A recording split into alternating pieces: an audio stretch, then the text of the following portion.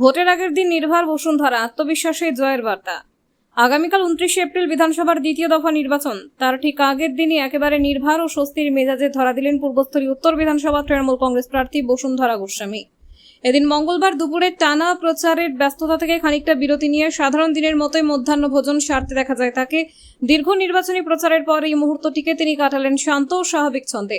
এদিন তার খাবারের তালিকায় ছিল একেবারে ঘরোয়া বাঙালি মেনু, ভাত, ডাল, পটল ভাজা, পটলের তরকারি, খাসির মাংস এবং চাটনি। সাধারণ খাবারেই তৃপ্তি প্রকাশ করতে দেখা যায় প্রার্থীকে।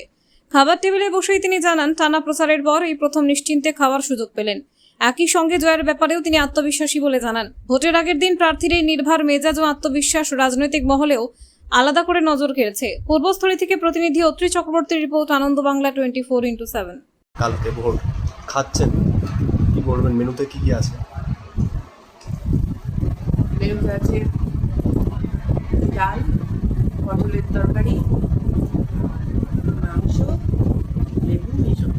রিল্যাক্সে খাচ্ছেন, কালকে ভোট। একটু একটু বেটার। অন্যদিন যা কি খেয়েছি না খেয়েছি মনে নেই। আজকে তাও মানে বসে খাচ্ছি। একদম জয়ের বিষয়ে জয়ের বিষয়ে নিশ্চিত।